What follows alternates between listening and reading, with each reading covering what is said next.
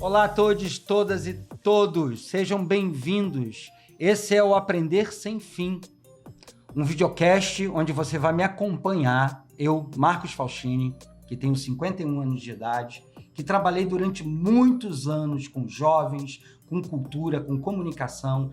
Quero agora aprender a ser mais velho. Nosso país, nos próximos 10 anos, se tornará o 5º país mais velho do mundo. Estamos preparados? Você está preparado?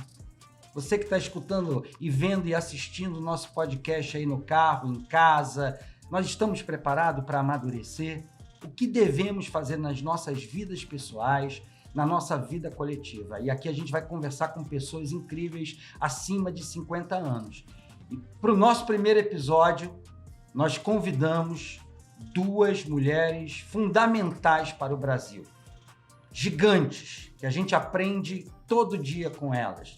Já deram grandes contribuições para a cultura e para a comunicação. Eu estou falando de Heloísa Buarque de Holanda, mestra maior, e de Flávia Oliveira, que todo dia faz a comunicação brasileira ser melhor.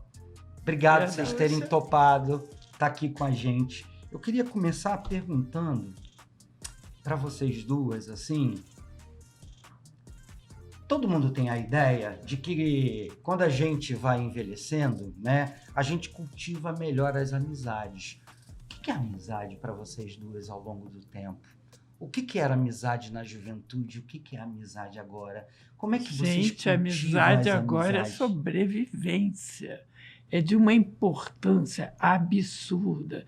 Quando a gente era adolescente, tinha essa coisa que eu acho até engraçado, mas que as meninas, minhas netas falam, você é minha best friend, BBF. BFF, best friend forever. E você tem uma best friend forever a cada semana. É uma coisa sensacional. E agora não, agora a gente, pelo menos eu fui buscar lá atrás o que eu perdi. O que eu recuperei de amiga, que era quando eu era muito jovem, das passeatas, amigas de outros tempos, eu fui buscar lá atrás. Quando eu percebi, eu tinha mudado de amiga, eu tinha envelhecido meus amigos. Eu tinha ido recuperar.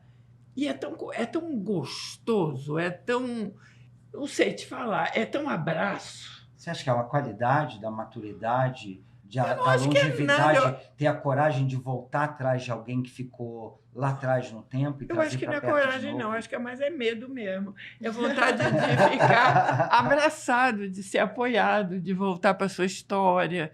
Eu acho que a amizade, para mim, virou a coisa mais importante do mundo. Depois que eu me dei conta que eu estava velhíssima. Não, velhíssima não, que eu estava velha. Foi com 70 anos que eu comecei a pescar lá atrás. E hoje eu vejo todo mundo que eu tinha abandonado durante a vida. Porque negócio de trabalhar muito é complicado, porque você fica amigo com quem você está trabalhando. Isso, né? da convivência imediata. É imediata e você larga as antigas porque você não tem tempo. Mas essa vontade, ela aparece assim, quando você está começando a precisar de ajuda emocional. E você vai buscar tudo lá atrás. Eu tenho visto muita gente fazendo isso. Estou achando Isso até te fez mais que feliz? Muito mais feliz. Muito mais feliz. É confortável você falar com uma pessoa que você conhece há 60 anos atrás. Nossa, mãe!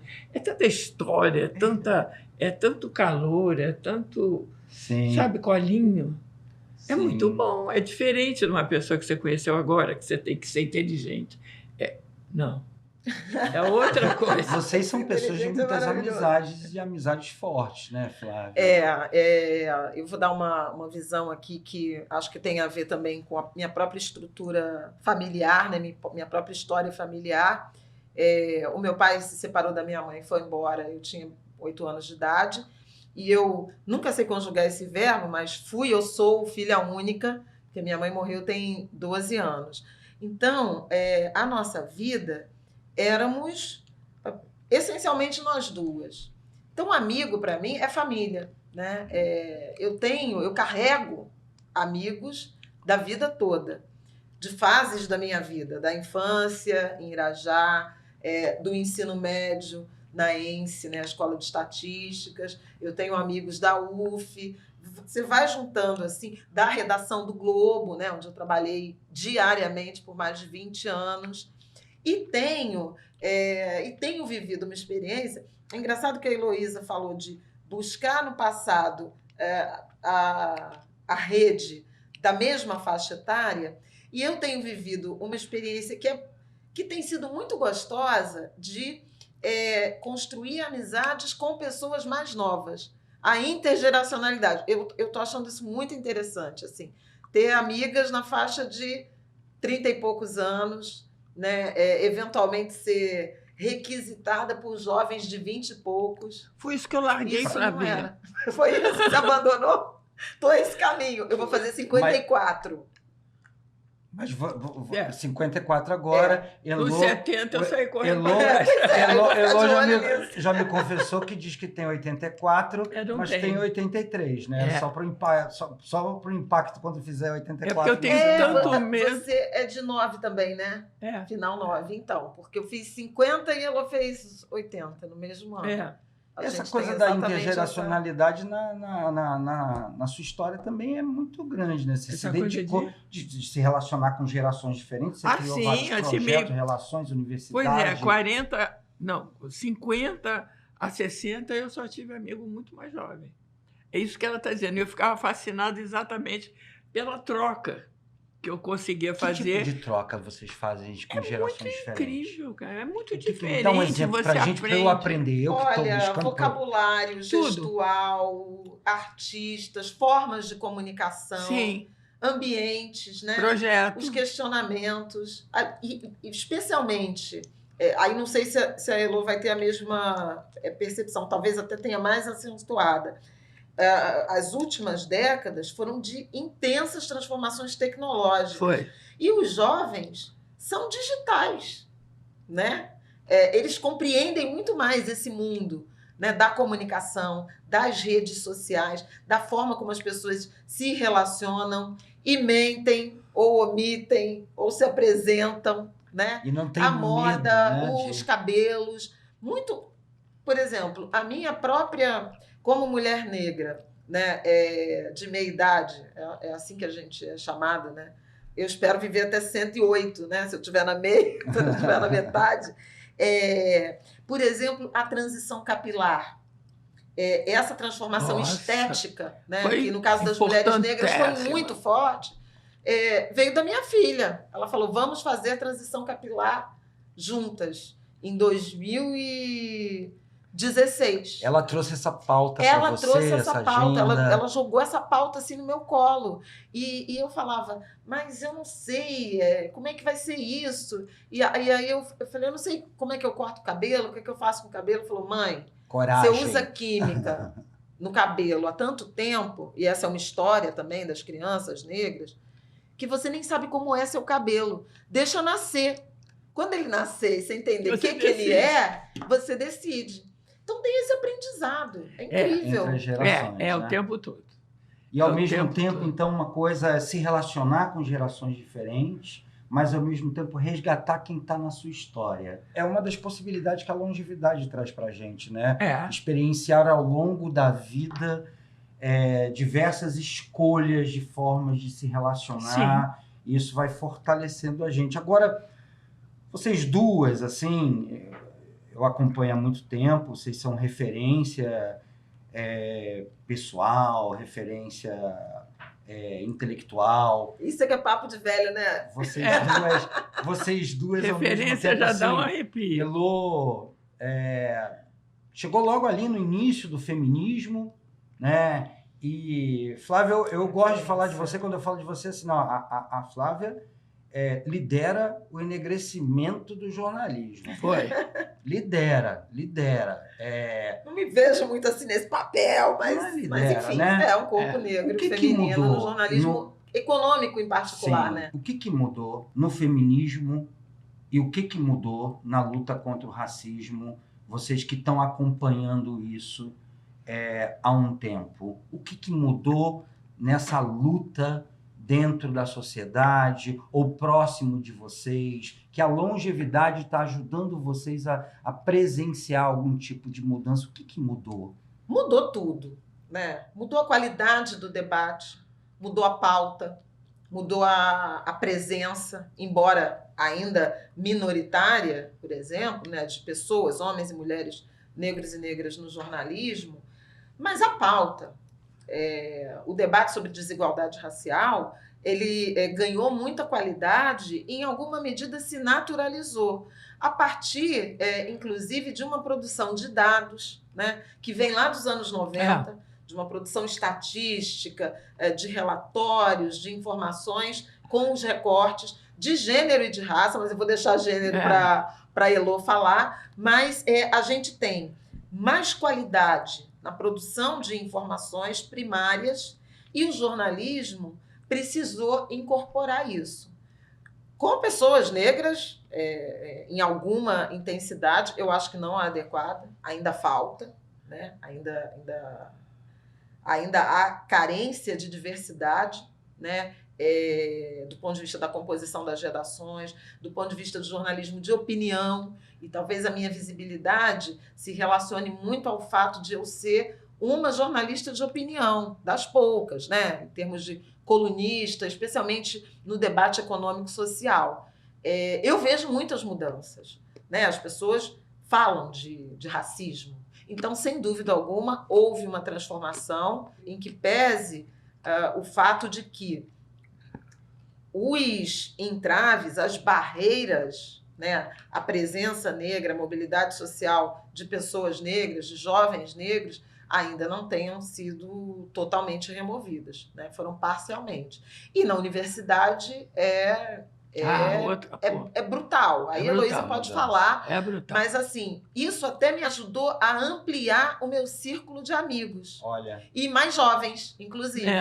Porque eu era uma rara mulher na minha faixa etária, né? E com a minha origem, a ter concluído a universidade. Então, tinha um gap no meu passado em relação a capital humano mesmo, pensamento crítico, que um pouco me afastava da minha origem de território e étnico-racial. E o acesso maciço de pessoas negras à universidade aproximou a gente. Você está mais feliz? Muito mais, não tem nem comparação. Isso te deixou mais feliz, ver essas mudanças e ver essas relações aparecendo? Essa compreensão, Faustine, ela inclusive, ela é muito saudável ela é muito bem-vinda para a saúde mental. Porque alguns sentimentos, especialmente no que diz respeito ao racismo, parece loucura. Quando você está em ambientes que são pouco diversos, e você, por exemplo, é a única negra, como vários ambientes que eu frequento e frequentei, mas hoje até menos, hoje tem mais diversidade, parece que é coisa da sua cabeça. Então, assim, chega a te causar uma sensação de loucura, no popular, loucura, de um distúrbio. E, obviamente, quando você encontra os seus iguais e na troca de olhar você se comunica, compreende, acolhe, distribui afagos, obviamente faz a gente se sentir muito mais feliz. Eu sou mais feliz hoje, sim. Sem contar que eu fui uma adolescente péssima, depressiva, chorona, apaixonada, daqueles amores impossíveis. Eu não tenho a menor saudade da minha adolescência. De quem você era? Não, eu sou muito melhor hoje, mais divertida, sabe? Mais bem resolvida. E acho que é esse processo todo.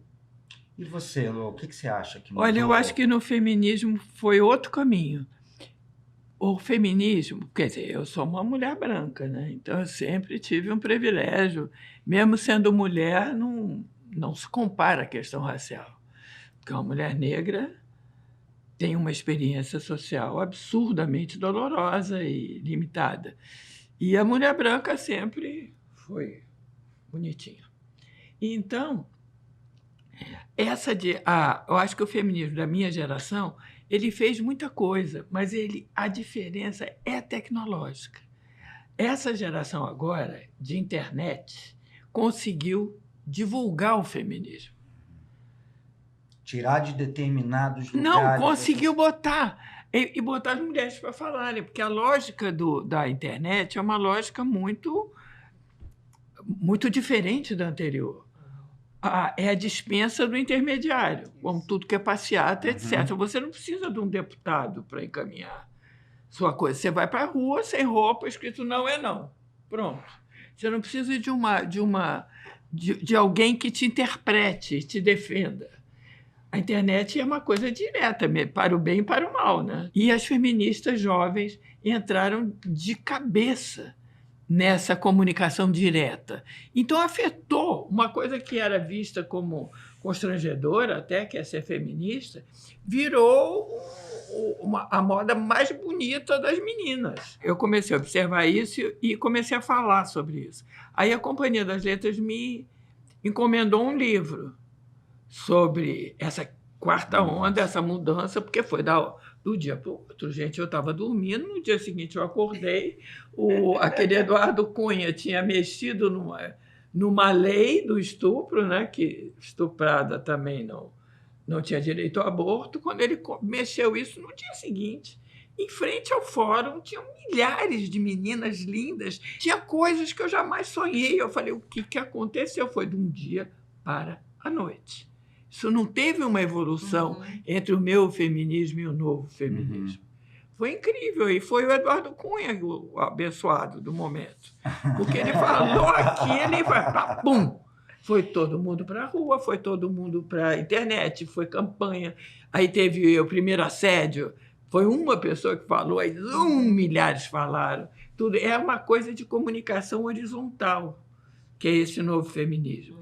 Você falta, o outro ecoa. Inclusive na rua. Na rua era lindo, que as passeatas de mulheres, da primeira fila dizia alguma coisa, e a segunda repetia, a outra repetia. Então era um microfone humano, se reproduzindo.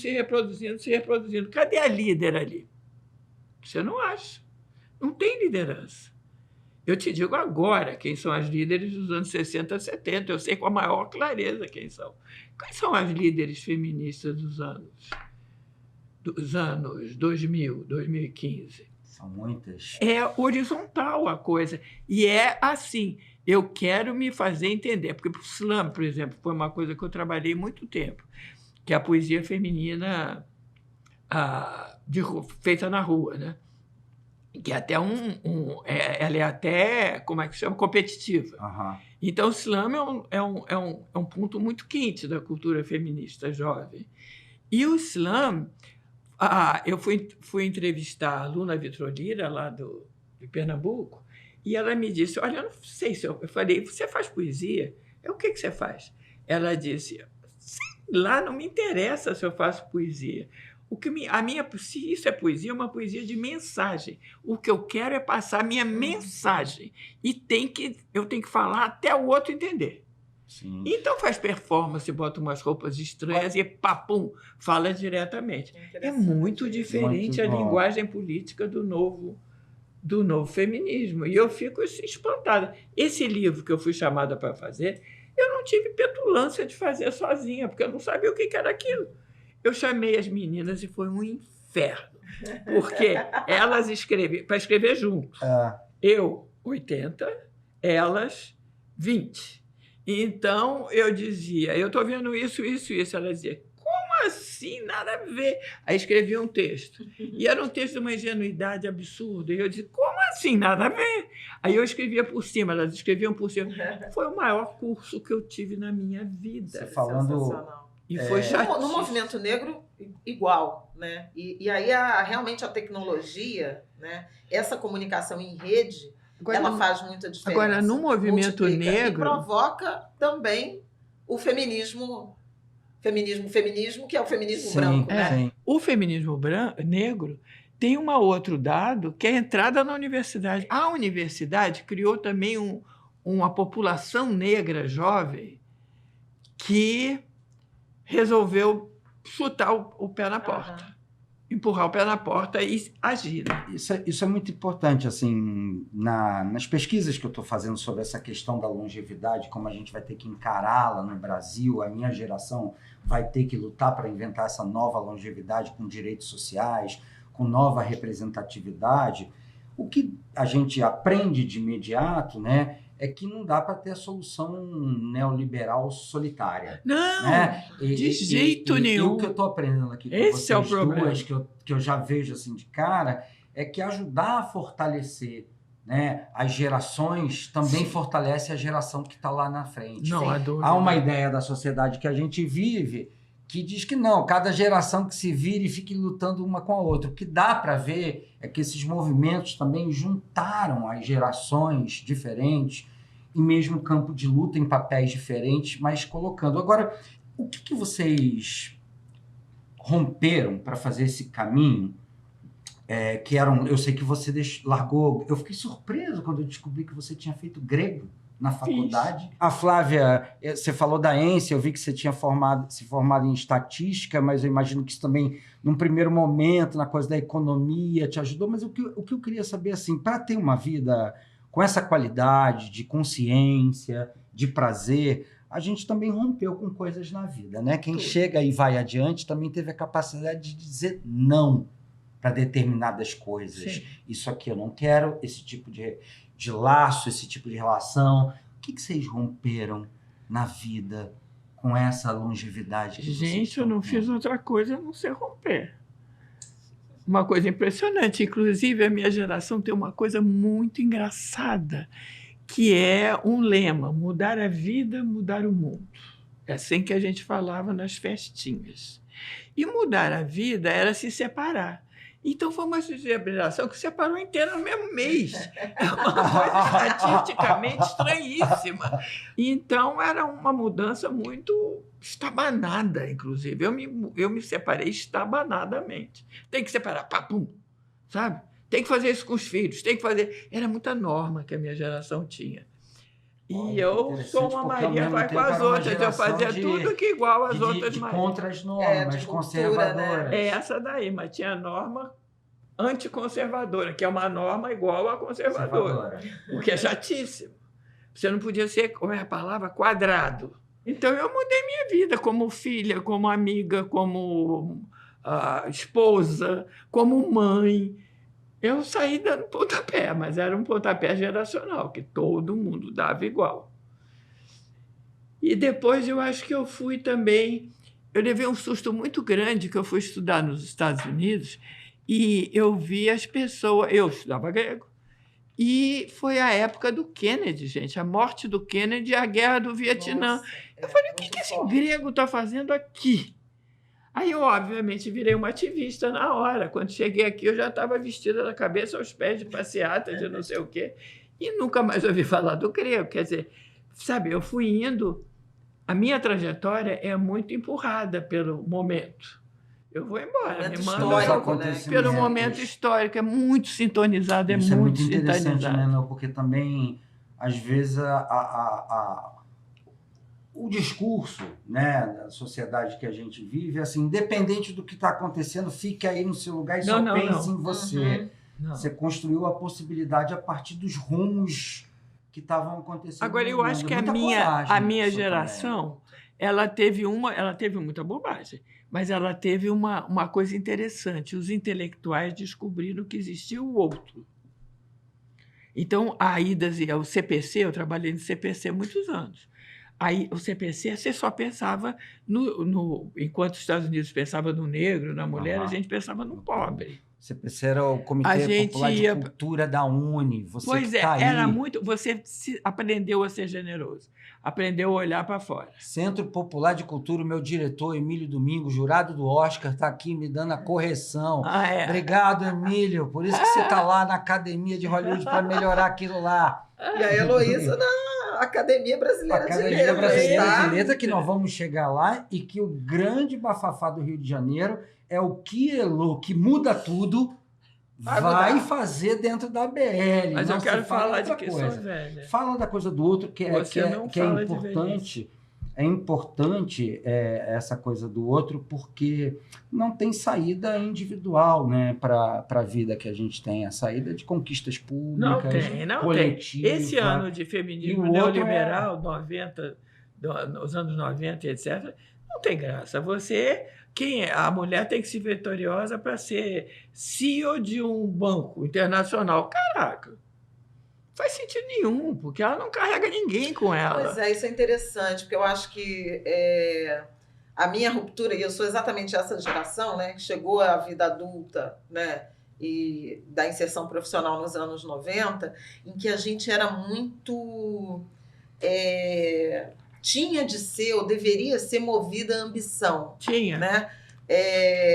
Ambição como pessoal. sinônimo do acúmulo patrimonial, da conquista pessoal, né? Conquista pessoal é a bandeira. Eu não sou muito uma pessoa de rupturas, não. É interessante porque você perguntou isso, com o que você rompeu, e eu tendo mais a adicionar coisas no meu cesto e ir carregando. Então, além do jornalismo, por exemplo, impresso, TV, multimídia, rádio, movimento social, né, que eu tenho uma conexão forte, movimento de juventude, movimento de mulheres negras, vou adicionando, escola de samba, eu me vejo mais como alguém adicionando e menos como alguém que rompe. Mas se há um rompimento, e que eu acho que eu fiz de forma consciente, foi romper com essa ambição. E aí incorporar um jeito de viver que até é referenciado na minha ancestralidade. Sim. Então, assim, de viver a vida, de se divertir. Estar presente. Precisa mais, sabe? E ao longo da minha trajetória, eu já ouvi gente falando assim, você devia ter um carro melhor, uma mulher como você devia ter um carro melhor. Você não quer uma casa maior? Você não quer... E teve um momento que eu falei assim, não, peraí, o tamanho é esse. O grande ativo é tempo.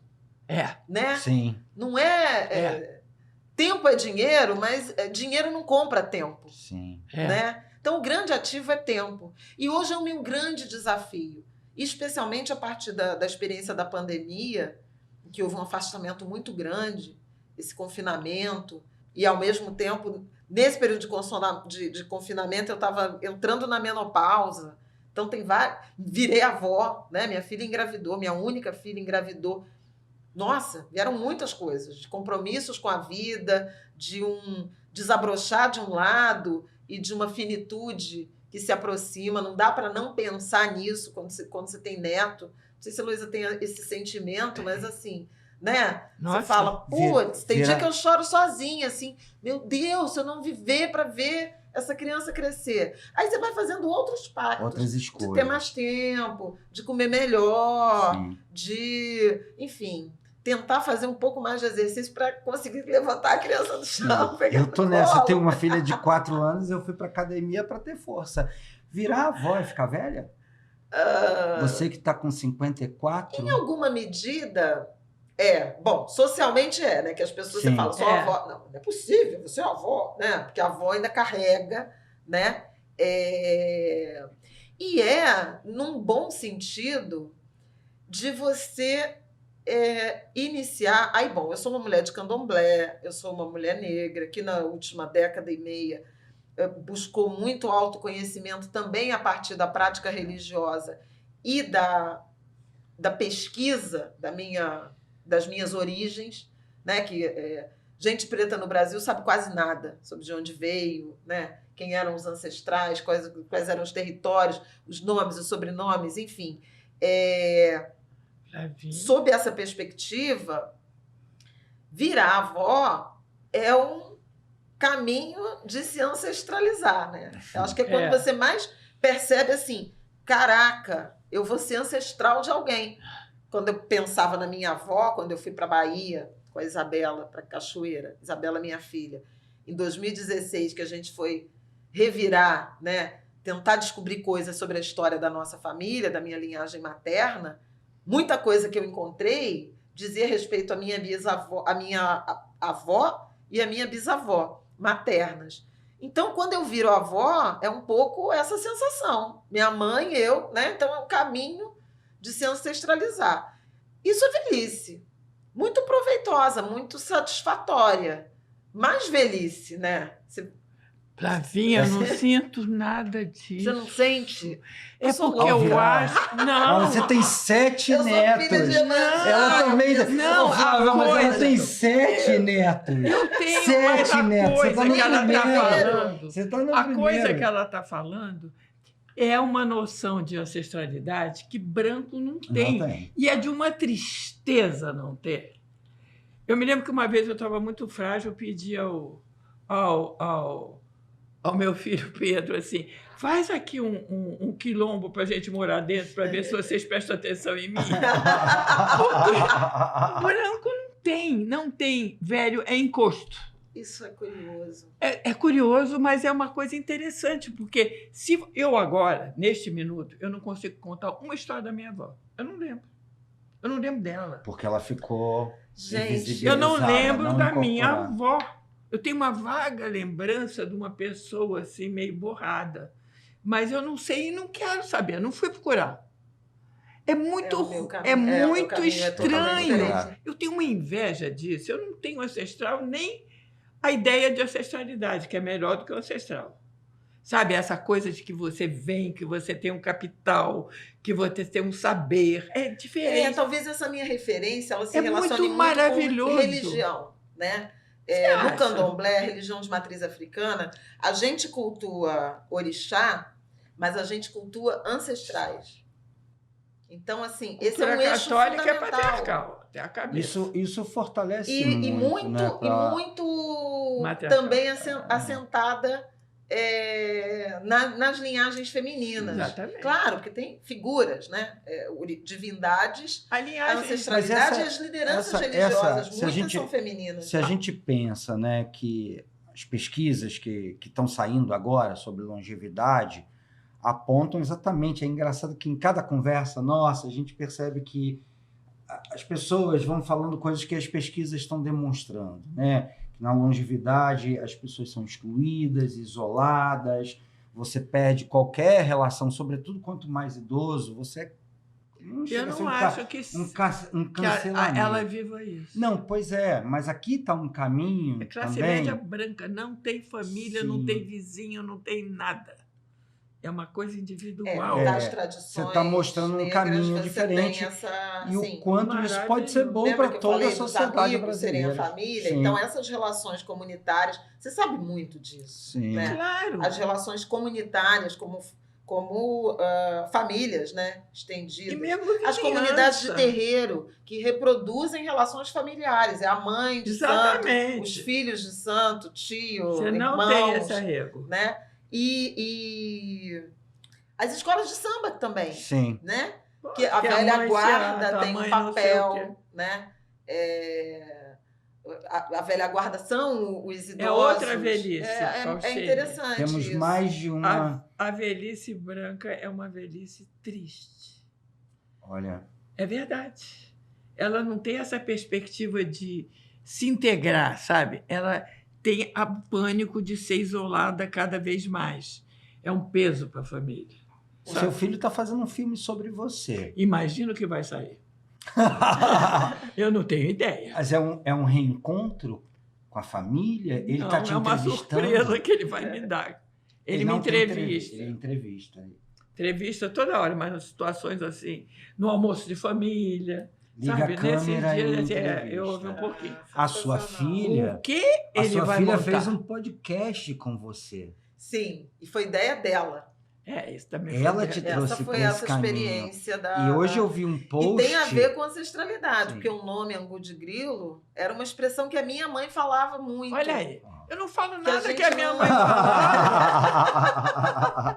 Então tem tudo a ver, a inspiração. A marca foi pensada, desenhada a partir da letra da minha mãe. Então é como se a minha mãe tivesse escrito aquele Olha, Angu de Grilo. Foi uma reinvenção uma da relação colagem. de vocês duas. Eu vi um post hoje, Foi. ela comentando e você depois fez um comentário, ela Eu quero dizendo ouvir. que um descolamento de você, da sua figura, foi importante. Rompa com seus pais e mãe, com a sua mãe, né? Reinventar a relação. Para conseguir chegar perto, ser autônomo e se reaproximar. Uma relação. É muito interessante. Mas de Aonde fato é esse podcast? Eu quero ver. Tá em todas as plataformas. Vou fazer meu comercial aqui. Qual? É excelente. Chama Angu de Grilo. Mas é engraçado, porque nesse sentido tá totalmente referenciado na ancestralidade, nessa relação mãe e filha, né? Somos duas mulheres negras, jornalistas, mãe e filha, de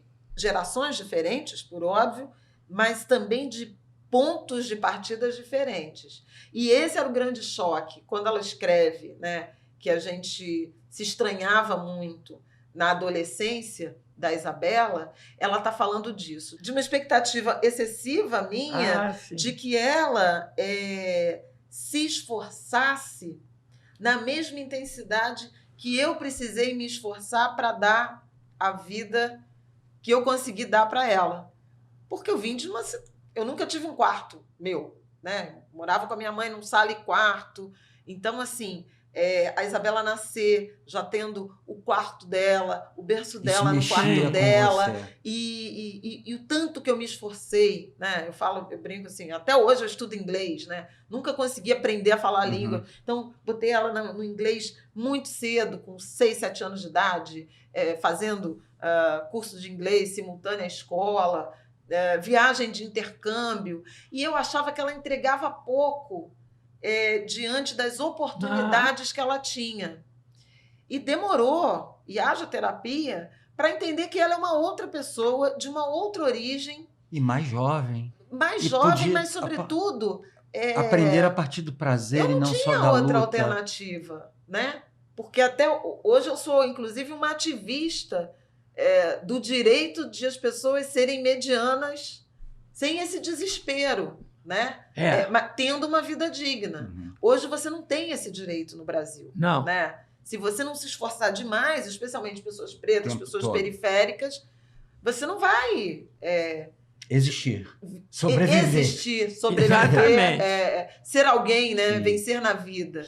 Né? Você não tem a possibilidade. Não, fui lá, fiz escola com meu emprego, pago minhas contas e tal. Né? Aquela ideia do bem-estar social das sociais-democracias europeias, né? Isso não está posto. E para mim era muito incompreensível. Como é que ela pode desprezar todas essas oportunidades? Mas é justamente porque ela tinha esse acesso que ela não precisava ter a urgência, o desespero, a intensidade com que eu precisei construir a minha vida, a minha carreira, a minha estabilidade. Eu entendo o que você está dizendo de uma maneira diferente, né? Também de uma origem de sempre tendo que estar trabalhando e deixar o prazer para depois. Vocês duas hoje são mulheres poderosas. Vocês são escutadas. Vocês se permitem algum prazer e não só manter esse lugar? Você relaxou um pouco mais? Eu queria estar mais relaxada. Tá. Né? Eu estou sonhando, por exemplo, com uma semana de 4 dias. Cheguei a ensaiar ter isso até ali 2019. Veio a pandemia. Houve uma mudança muito grande, né? Uma outra mudança muito grande da minha rotina profissional, que tem até as manifestações pelo assassinato do George Floyd como ponto de virada, né? Eu passei a trabalhar diariamente na TV e nos jornais da noite. Então, eu tenho, sem dúvida alguma, menos tempo do que eu gostaria.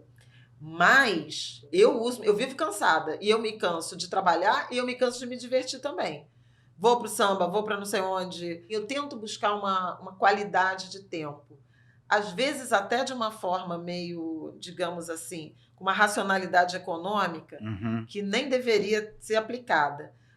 Mais uma vez eu ouvi de um economista, o Marcelo Neri, que é da FGV Social, que você conhece, e ele falava do conceito de produtividade em que a gente se obriga, né, a produzir ao máximo num determinado tempo, né, na direção do trabalho produtivo, remunerado. E que a gente não transporta esse conceito para o lazer ou para o prazer.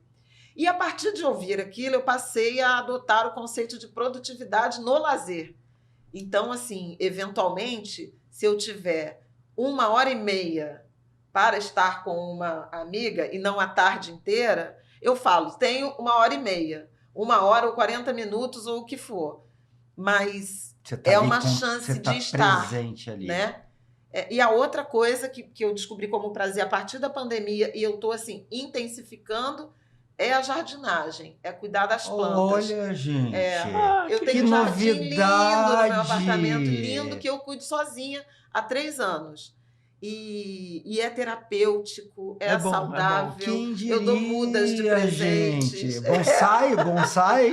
Não é bonsai, não. É plantinha Suas mesmo. plantinhas todas. É aquele Orquídea, meu, você lembra? jiboia, espadas Sim. de São Jorge, pileias. Que delícia. Onde é que você relaxa? Você relaxa? Relaxo sem parar, porque eu tiro um pedaço grande. Porque eu estou com mania de família, eu acho que é a morte. Mas eu estou com mania de família. Ele foi aumentando com a idade, é engraçado, né? Porque eu sempre tive os filhos com muita facilidade, porque foi em 1960, 70. E eu era hippie. Então você levava os filhos para todo lugar, não Aham. tinha esse problema, sabe? De não posso sair porque o filho, não sei o que, você levava. Uhum. Toda festa que você ia, tinha milhões de crianças dormindo em cima da cama Isso. do dono da casa. Então eu tinha um negócio, levava até para dar aula quando eu não tinha ninguém para deixar eles. Ficavam sentadinhos ali. Hippie era fácil. Depois que eu fiz 70 anos foi uma marca, foi quando eu fiquei velha. Acordei e falei, 70 anos, foi no dia do meu aniversário. Eu falei, estou com 70 anos.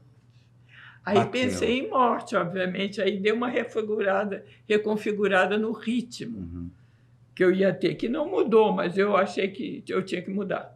Mas não mudou. Mas nisso tudo eu abri um espaço para a família muito grande. E eu tenho 3 cachorros, você sabe. Uhum. Você já viu. E eu tenho também o jardim dentro de casa, Sim. que eu cuido também. Então eu fico entre as plantinhas, os cachorros e os filhos embolada muito tempo por semana. Vocês são Eu muito... estou morando em frente de um filho meu. E aí essa relação... Não tem, sabe? Vocês Entra são e muito sai. amorosas. Eu sempre conheço a Elô e a Flávia há muito tempo, de acompanhar, admirar e depois de ter proximidades. Uhum. E são pessoas muito amorosas, com pessoas que não são da família de vocês. A tendência, né, no tipo de sociedade que a gente vive, é as pessoas serem amorosas apenas com aqueles que são próximos deles. É uma característica do que a gente vive. Mas vocês sempre foram muito abertas a tratar carinhosamente, a incorporar pessoas, assim. Isso vem desde sempre? Isso foi uma descoberta? Você falou das amizades. Como vocês se tornaram tão amorosas, que é uma coisa que eu quero cada vez mais aprender, que eu acho que faz bem à saúde, faz a bem à pele. vida, essa amorosidade com todos, até com a causa. Eu vejo a amorosidade, o que a Elô fez pela periferia, pelos movimentos culturais de periferia, pela poesia. Adoro. Pela poesia. Você sempre foi identificando projetos, pessoas. Flávia também, territórios. Né? Flávia também abraçou essa geração de novos ativistas negros e negras e botou do lado e ajudou e bancou. Eu acho que se não fosse pessoas como você, o próprio Átila, né, esse caminho teria sido mais difícil, e outras pessoas também que ajudaram essa geração mais jovem. Vocês tiram tanta amorosidade do jardim, do cuidar de si, até a família, e incorporar o que é diferente. A tendência do país que a gente vive é cuidar dos seus. Quase uma lógica perversa. Uhum. Né? E não esse caráter público mais aberto, mas vocês vão radicalmente além, vocês incorporam os outros no projeto de vida de vocês. Não só a geração de vocês. De onde vem tanta amorosidade? Eu não sei, eu sou carente profissional. E acho que, assim, no meu caso, de ser agregadora e de enxergar os outros, tem até um pouco a ver com um núcleo familiar muito pequeno, muito diminuto, e um certo temor de uma solidão, de um isolamento, né? Sempre fomos eu e minha mãe, depois eu, minha mãe, Isabela, depois eu, Isabela, É claro que, assim, tem o pai da Isabela, tem o Aidan, meu marido, mas, assim, os meus núcleos familiares, né, eram sempre muito pequenos. E a partir de Irajá, você sabe, você vem de Campo Grande, não é muito diferente. Santa Cruz. Mas ali também havia essa relação expandida de família, né? De muito pouca privacidade. Uhum. Né? Subúrbio é assim, Sim. enfia a cara na janela, Sim. mete a mão, tem café, tem bolo, você já faz um bolo, já corta um pedaço, já dá para uma vizinha, já dá para outra. É tudo muito comunitário. Então, assim, acho que esse olhar algo afetuoso na direção do outro tem a ver com essa convivência muito, muito intensa. E a partir do jornalismo, aí também um interesse profissional, né, de compreensão do mundo. Mas, ao mesmo tempo, eu tenho assim uma relação muito algo reservada com a casa. Não é qualquer pessoa que eu convido para minha casa, entende? Eu sou meio ritualizada nesse sentido, sabe? Da casa, de uma certa intimidade. Então, assim, eu distribuo muitos abraços, mas eu não carrego todo mundo para casa, não. Muito bem. Dá para entender essa diferença? Dá. Eu acho que isso não é. Eu acho que não tem contradição em ser amorosa e ter esse comportamento, né? Mas é um pouco isso. Você preserva o seu lugar. Meu mundinho. Ali, que te fortalece, te cuida, mas ao mesmo tempo isso não significa que você não é amorosa. Na minha casa é o contrário, a porta é aberta. Todo dia alguém almoça lá. Passou, eu digo, vem almoça. É verdade. É todo dia. Mas eu acho que eu formatei essa relação com o mundo foi porque eu sou professora, cara. Sim. É cheio de filho, todo dia te apresenta. Então, você faz uma relação com o aluno que é muito pessoalizada, que é muito de cuidado mesmo, né? De ensinar. E eu sempre gostei muito de dar aula. É engraçado que quando eu me aposentei, eu falei, eu detesto dar aula e achei que detestei a vida toda. Mas eu não sabia até aposentar que eu não gostava, eu achava que eu adorava.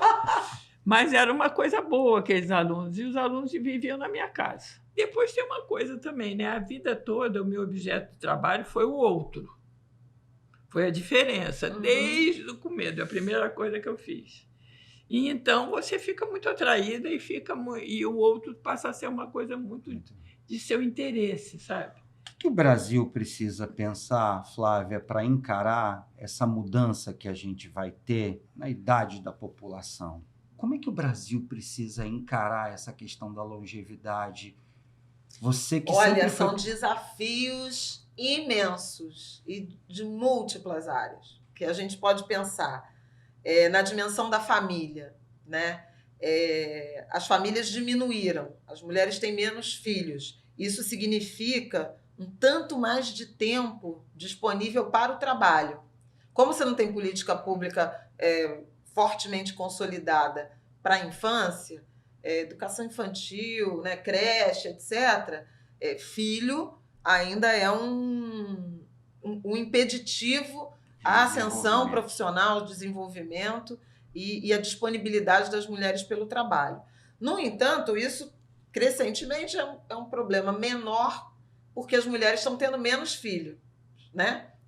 Antes eram 7, 8, 10. Né? Hoje você tem 1,5, 2, né? No máximo. Né? No entanto, você também não tem políticas públicas de acolhimento e cuidado com os idosos. Então, você está transferindo esse ônus aí do trabalho reprodutivo, dos cuidados que as mulheres tinham com as crianças, para ter com os idosos. E hoje eu vejo, assim, muitas das minhas... A minha mãe morreu com 76 anos, eu acho que precocemente, subitamente, no momento em que eu me preparava para começar a cuidar da minha mãe. Mas eu acompanho várias das minhas amigas que vivem exatamente esse dilema de ter uma vida profissional intensa e de mães, pais, né, idosos, eventualmente sogras, né, porque, enfim, tem essa questão de gênero importante também no papel, nas atribuições familiares, que estão ou muito culpadas, né, ou muito sobrecarregadas em razão de ter que cuidar dos idosos.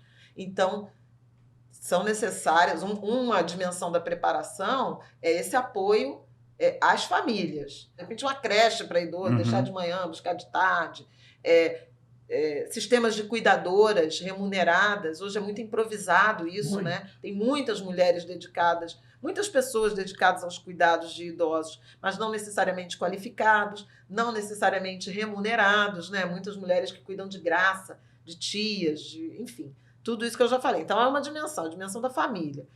A dimensão do mercado de trabalho, que é uma dimensão que fez uma reforma da Previdência, que exige que você trabalhe mais, e um mercado de trabalho que você fez 50 anos. Acabou. Você faz currículo. Hoje, vários amigos meus dessa fase faz currículo sem botar idade, porque se botar idade, não é nem chamado para entrevista.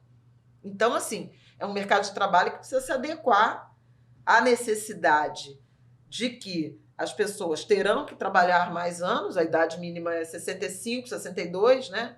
Para mulheres, 65 para homens. Então, você precisa incorporar essas pessoas no mercado de trabalho formal, para que elas continuem contribuindo. Aí você tem a dimensão da saúde.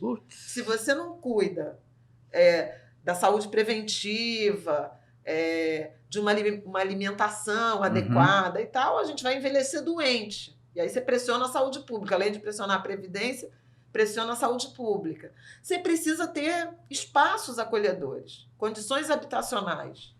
Aí você tem idosos, por exemplo, negros e pobres, que nem saem de casa, porque têm dificuldade de locomoção, né? E não tem como descer o morro, andar pelo subúrbio. Tem uma questão de segurança pública que afeta também assimetricamente os idosos. No transporte público não é preparado para a circulação dessas pessoas. Os equipamentos, a cidade absolutamente hostil, né? Então, assim, é tudo por fazer. Né? A estrutura alimentar, os remédios. Por que isso ainda não nos mobiliza? Não é? Flávia, essa é uma questão que eu tenho pensado quando eu me dei conta disso, que eu decidi, eu quero entender isso, fazer uma jornada de conhecimento que diz respeito a mim. Eu serei essa geração estou com 51, serei essa geração que vai ter que lutar pela reinvenção da longevidade. Ao mesmo tempo, a gente não vê representação dessas pessoas acima de 50. Uma mulher de 50 anos é representada numa novela como se fosse uma mulher dos anos 50. Você não vê uma Elô sendo representada, ou outras mulheres também, até de outras classes sociais, essa invenção de vida que várias pessoas longevas estão fazendo, você não vê também.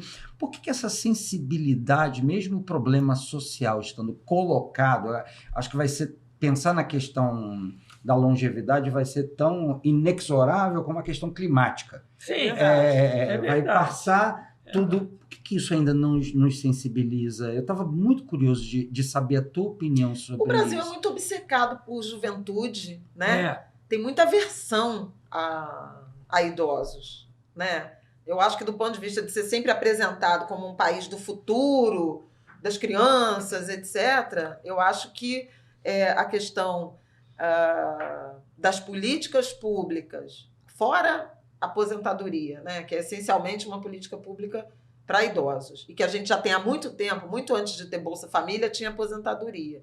Então, acho que olhou-se para o fim da vida laboral, muito antecipada, inclusive. Estava prevista para ser 60 anos. Não é? E da vida mesmo. Não sabe nem o que fazer com isso, porque de repente todo mundo passou a viver mais, e aí você fala que que bom que as pessoas estão vivendo mais, mas a Previdência não aguenta. É essencialmente isso. Mas eu acho que o Brasil sempre foi um país muito fixado na juventude. E aí não se prepara mal para os processos, né, para as transições. A gente não está se preparando bem para a transição climática, que você já citou, e não estamos nos preparando bem para esse processo de envelhecimento que é inevitável e que é bem-vindo. Mas é negado. Claro. Porque eu estou com 84. Quando eu digo a minha idade, todo mundo diz, você não está velha. Eu falo, por quê? 84? Não tem nada de velha. Você é mais moça que eu. Eu digo... Ah, mas isso é verdade. Não aceita. Tem gente nova com uma carga, né? E uma energia. Não, mas não é verdade. Eu do tô ponto de vista velha. Eu posso estar simbólico, velha muito mais. alegre.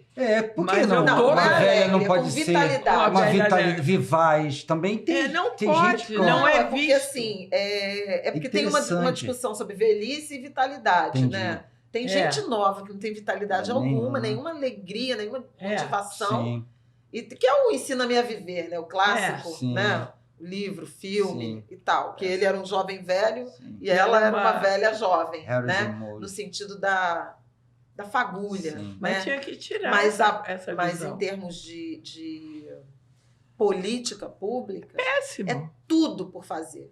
Tudo. Os caras acham que política pública para É van velho, e pracinha. van e pracinha com aqueles equipamentos estranhos, né? Que, enfim. Quando a gente tem várias questões alimentares, Enormes. né? Você precisa de uma dieta que é muito mais cara manter, né? Uma Você dieta tocou em saudável para os remédio, mais né? velhos. Quando você fica velho, você não tem como pagar esses remédios. Sim. Tinha que ter uma política de remédio bem rapidinha. E elaborada, E né? sem- Não só de baratear, mas elaborada até para. É. E de prevenção, né? De estilo de vida.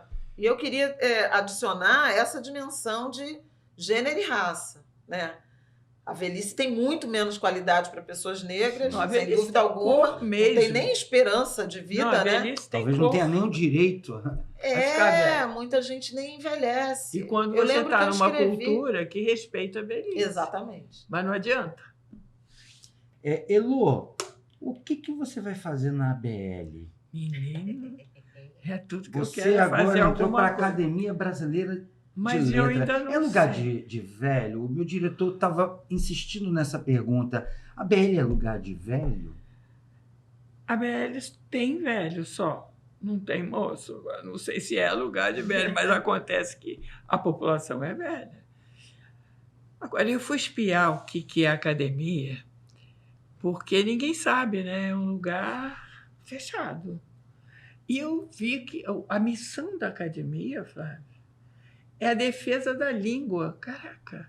Tem coisa mais política e mais bombástica do que defender a língua, territorialmente, geograficamente e do ponto de vista da própria língua. Quer dizer, você deixa ou não deixa aquela palavra entrar na língua. Agora está um debate sobre o uso do pronome neutro. E agora? É verdade. Sabe? É muito Interessante. importante, cara, é muito importante. Você vai mexer nisso tudo, Elô? Eu tinha uma vontade de cada coisa dessa ser um debate público, aberto, no Maracanã, sei lá. Sabe? Porque é muito definitivo a inclusão ou a Isso é exclusão da maravilhoso. língua. É maravilhoso. Tem uma missão ali. E ninguém vê a academia com essa missão. É verdade. Mas ela tem essa missão, gente, e ela faz. Ela faz, mas ninguém sabe. E ela faz baixinho, e ela faz até direito. Porque eu vi, sabe, tem um lema na academia que é assim: a língua, quem é dono da língua é quem fala a língua. Pô, Isso é moderno. isso é maravilhoso. Mas por que não fala isso alto? Gente, a gente precisa ouvir isso. Eu acho que uma coisa maravilhosa seria abrir esses debates, que são debates nacionais importantérrimos. Eu queria mesmo era isso. Quer dizer, que as pessoas saibam, que repercuta as questões que chegam lá. A Flávia tem toda a Eu razão. não sei Você como, a tem uma gente tem o vivacidade Merval que agora de muito presidente. jovem não tem, né? Você tem uma vivacidade que muito Não, mas jovem peraí, não tem. agora- Porque talvez algum jovem, não, vou ficar por aqui mesmo, já vou me ajeitar, vou ficar... Não, vamos mudar isso aí, Não, vamos... mas não é nem mudar, é só abrir uma janelinha. E deixa Maravilha. olhar. E deixa... Olha que delícia. Eu quero imensamente agradecer delícia. vocês duas, assim. Eu confesso que eu fiquei assim, caramba, essas duas mulheres aqui na minha frente, eu nem acredito. Obrigado pelo carinho, viu, de terem topado. Oh, querido, foi muito bom. E dizer mim. para você que está assistindo a gente aí em qualquer lugar, eu tenho 51 anos e eu quero aprender a ser mais velho. Vem comigo e a gente vai aprender conversando com pessoas incríveis.